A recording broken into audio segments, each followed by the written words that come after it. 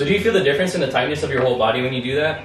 Yes, and it did feel uncomfortable, but should my butt be on? Yeah.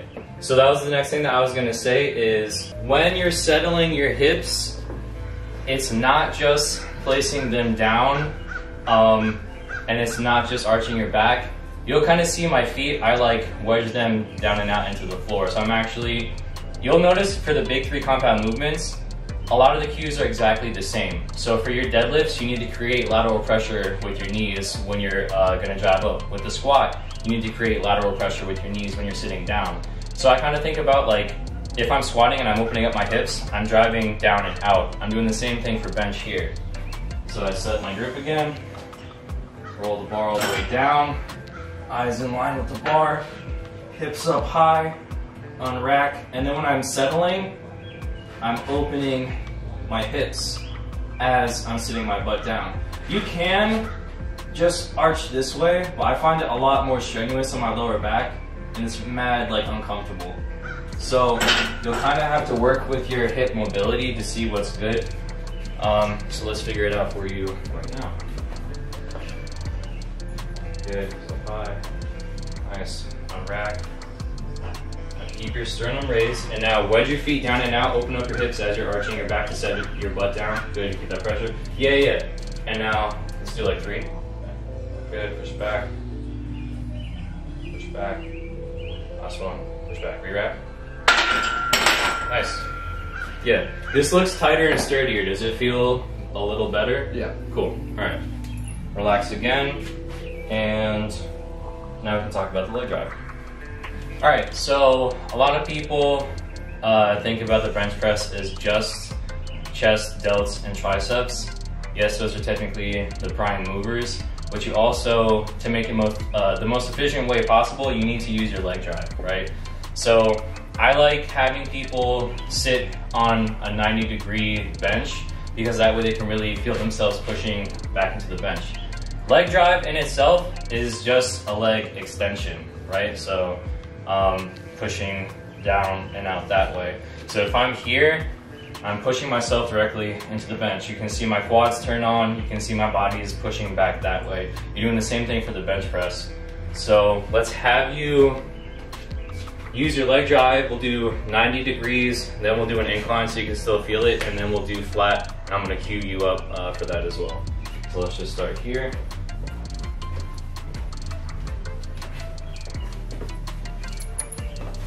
Alright, and now physically push yourself back into the bench. Nice. Can you feel your quads? Dope. Alright, hop up for a second. Nice, leaning back. And again, push yourself back into the weight. Good. Yeah, and you can even see his feet moving. That shows he's pressing in the right direction. Alright, and then hop up one more time. This is normally the hardest one for people to feel, just because you don't necessarily have something that you're pushing against. But once you actually load the movement, that's what you're pushing against. It's like holding your upper back in place. So come on over.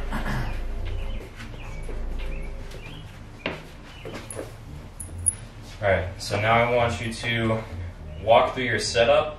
I'm going to place my fists into your traps. Shout out Elite FTS for this amazing cue.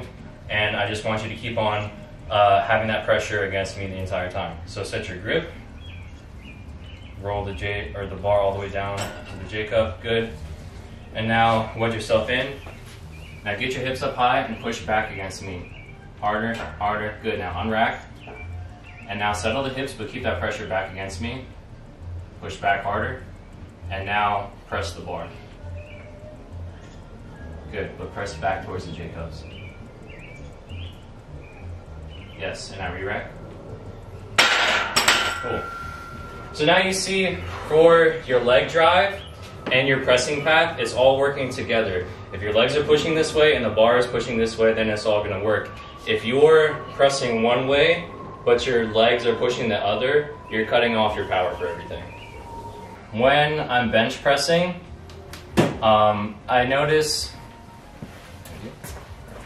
a lot of people have a tendency to kind of just dive bomb the bar, but I think about rowing, like pulling the bar into myself, because that's what helps me keep my sternum raised up. So it's literally after I unrack, I reach my sternum up high and I'm pulling into my sternum here so I can keep all this as tight as possible before I press. Again, grip, roll the bar down, eyes in line, pack yourself in.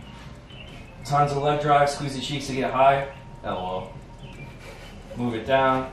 And then as you're settling your hips, it's rowing the bar to your sternum and then pressing back. It looks different.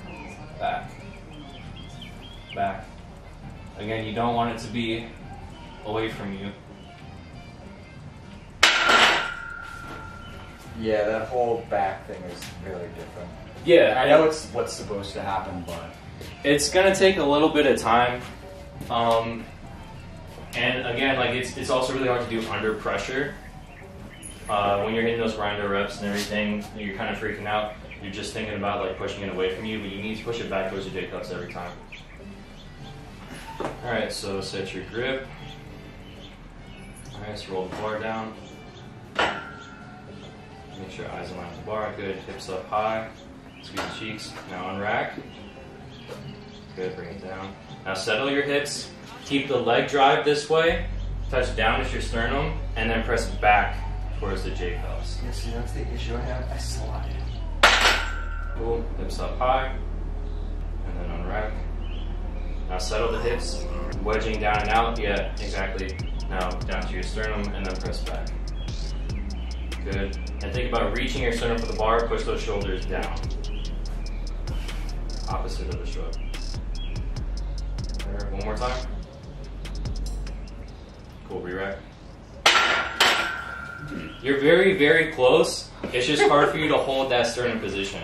Because you're like when you start out, it's nice and high, and then as you're going, it's here. And that's going to be really difficult to hold on to. So I always tell people, like, yeah, you want to try to maintain the position the whole time, but if you can't, in between your reps, it's okay to pack everything back in, pressed. And if it starts to slide, pack it back in, pressed. Just thinking about reaching your sternum for the bar the whole time. All right. So the last thing that really helped me develop a big bench, can you see me? Yeah. All right, cool. The last thing that really helped me develop a big bench is called muscular irradiation, right? So shout out Alberto Nunez for teaching me the actual freaking name for it. All that means is the harder that you squeeze something, the more muscle recruitment that you actually get, right? So a lot of people, again, like they come here, they get ready for their bench and everything, and dude, this drives me crazy. Sometimes I'll see people go like this with the bar, and then when they're pressing, like their hands are open, right? You need to squeeze the bar as hard as you can, like it owes you money. So if I'm here and I set everything up, right, and you do the unrack, you need to be squeezing as hard as you can to stabilize the bar the entire way up and down. So come on over, unrack, and now settle the hips. Okay, and what I find helps me is the outside part of my hand squeezing through the pinky as hard as I can, right? So now I'm going to move this around and try to prevent it from moving. Good, and now you're squeezing. Where do you feel the most activation aside from your hands? Feet?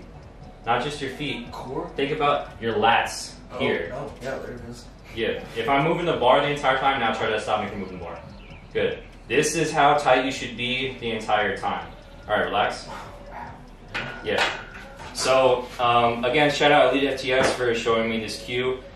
When you're doing this, you need to squeeze the bar as hard as you can, but you need to stabilize and, again, bring it towards you. If you just let everything kind of sink and you're just relying on raw power to press, you're screwing yourself over and you're not remaining as tight as you can throughout the entire movement.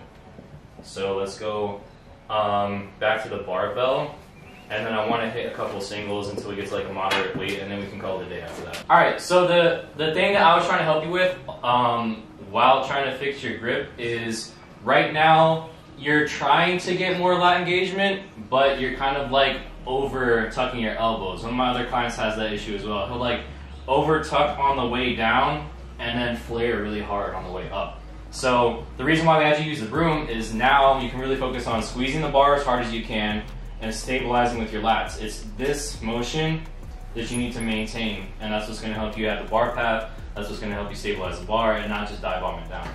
So again, set your grip, eyes in line with the bar, wedging everything in. It's right here that I start to retract and depress my scapula to get my sternum raised.